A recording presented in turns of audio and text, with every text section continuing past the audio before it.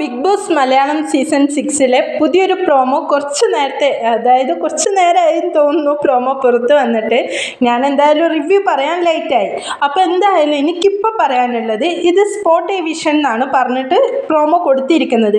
പക്ഷേ എനിക്ക് തോന്നുന്നു ഗബ്രിയും ചിൻഡോയും വീണ്ടും അകത്ത് കയറാനുള്ള ചാൻസ് വളരെ കൂടുതലാണ്.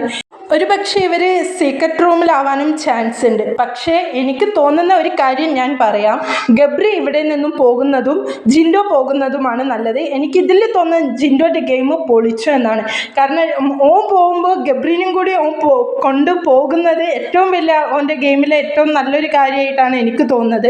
ആളെ ഗെയിമിൽ നിന്ന് നേടിയ ഒരാളാണെന്ന് തോന്നുന്നുണ്ട് ഗബ്രി. എന്തായാലും ഗബ്രീനും കൊണ്ട് ജിൻഡോ പുറത്ത് പോകുന്നത് അത് ജിൻഡോൻ്റെ കഴിവ് തന്നെയാണെന്ന് ഞാൻ പറയും. കാരണം ഗബ്രീൻ്റെ അത്രയും വൃത്തികെട്ട സ്വഭാവം ജിൻഡോ ആണ് പുറത്തേക്ക് എടുത്തിട്ടുള്ളത്.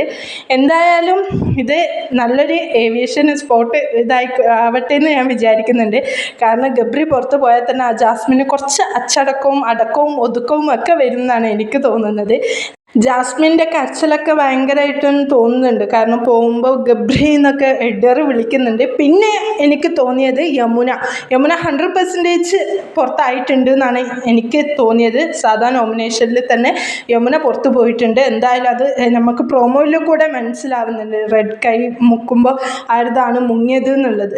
അപ്പോൾ എന്തായാലും ഓക്കെ, പുതിയ അപ്ഡേറ്റായി ഞാൻ വീണ്ടും വരുന്നതാണ്. എന്തായാലും ജാസ്മിന് 8 നിലയിൽ പൊട്ടി താഴെ വീണു എന്ന് തന്നെ വേണമെങ്കിൽ പറയാം. എന്നെ ഒറ്റക്കുള്ള ഗെയിം കാണാമല്ലോ.